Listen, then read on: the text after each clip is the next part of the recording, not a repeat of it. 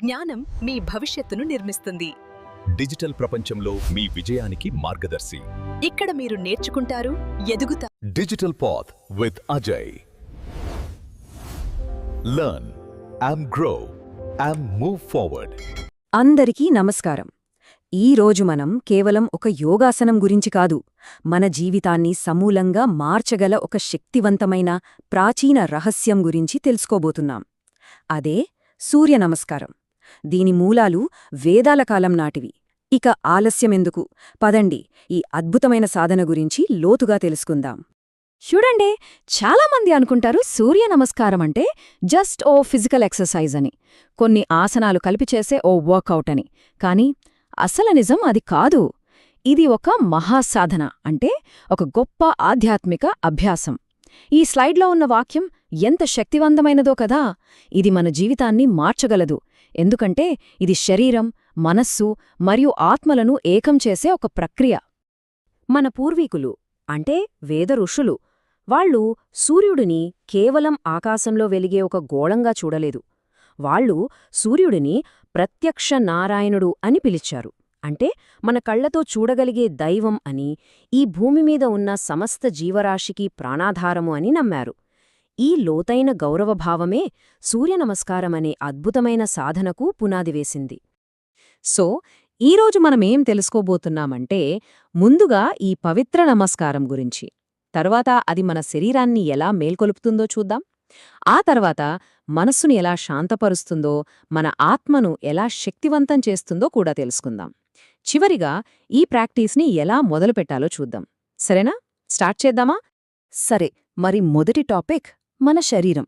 మనలో చాలామంది వ్యాయామం చేసేది దేనికి? శరీరాన్ని ఫిట్గా, స్ట్రాంగ్గా ఉంచుకోడానికే కదా.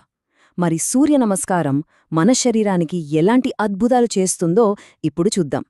ఇవి కేవలం పైకి కనిపించే కండరాలు పెంచడం లాంటివి కాదు, మన ఆరోగ్యాన్ని లోపలి నుండి మార్చే ప్రయోజనాలు.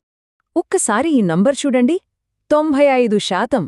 ఆలోచించండి, మనం జిమ్కి వెళ్ళి గంటల తరబడి కష్టపడ్డా సరే, బాడీలో ఉన్న అన్ని మజిల్స్ని ఒకేసారి యాక్టివేట్ చేయడం అనేది దాదాపు అసాధ్యం. కానీ సూర్య నమస్కారం జస్ట్ కొన్ని నిమిషాల్లోనే మన బాడీలోని 95% కండరాలను మేల్కొలుపుతుంది. అందుకే దీన్ని ఒక కంప్లీట్ బాడీ వర్కౌట్ అంటారు. ఇది కేవలం బయట కండరాలకే కాదండోయి, లోపల మన అవయవాలకు కూడా చాలా మంచిది. ముందుగా ఇది మన నాభి దగ్గర ఉండే మణిపూర చక్రాన్ని యాక్టివేట్ చేసి మన జీర్ణశక్తిని పెంచుతుంది. అంతేకాదు, బ్లడ్ సర్క్యులేషన్ ఇంప్రూవ్ చేసి గుండెను ఆరోగ్యంగా ఉంచుతుంది. ఇక బరువు తగ్గాలనుకునేవాళ్లకి ఇదొక వరం లాంటిది. వెన్నునొప్పి సమస్యలున్నవాళ్లకు కూడా గొప్ప రిలీఫ్ ఇస్తుంది. ఒక్క మాటలో చెప్పాలంటే ఇది మన శరీరాన్ని లోపలి నుంచి శుభ్రపరిచే ఒక ప్రాసెస్. శరీరం ఫిట్గా ఉంటే సరిపోతుందా? మనసు ప్రశాంతంగా లేకపోతే అన్నీ వేస్టే కదా. సో ఇప్పుడు మన నెక్స్ట్ టాపిక్, మన మైండ్. ఈ ఫిజికల్ ప్రాక్టీస్ మన మైండ్ మీద, మన ఎమోషన్స్ మీద ఎలాంటి పాజిటివ్ ఎఫెక్ట్ చూపిస్తుందో చూద్దాం. ఈ రోజుల్లో స్ట్రెస్, యాంగ్జైటీ ఇవి లేని వాళ్ళెవరూ చెప్పండి? సూర్య నమస్కారం వీటికి ఒక పర్ఫెక్ట్ సొల్యూషన్ లాంటిది. ఇందులోని బ్రీదింగ్ టెక్నిక్స్ మన బ్రెయిన్కి ఆక్సిజన్ సప్లైని పెంచి ఫోకస్, కాన్సంట్రేషన్ని మెరుగుపరుస్తాయి. చదువుకునే విద్యార్థులకు ఇది చాలా హెల్ప్ అవుతుంది. అంతేకాదు, మనలో కోపాన్ని, చిరాకును తగ్గించి మనసును కామ్గా ఉంచుతుంది. ఒక రకంగా చెప్పాలంటే ఇది ఒక న్యాచురల్ యాంటీ డిప్రెసెంట్. ఇక్కడే ఒక క్వశ్చన్ వస్తుంది, ఒక్క నిమిషం ఆలోచిద్దాం. కేవలం ఒక 12 పోజెస్, అవి మన బాడీని, మైండ్ని ఇంతలా ఎలా మార్చేస్తాయి? అసలు దీని వెనక ఉన్న సీక్రెట్ ఏంటి? దానికి సమాధానం ఇక్కడుంది.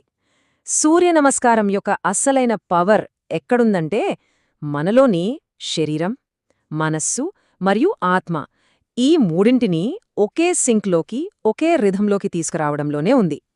ఈ మూడు ఎప్పుడైతే కలుస్తాయో అప్పుడే అసలైన ట్రాన్స్ఫర్మేషన్ స్టార్ట్ అవుతుంది.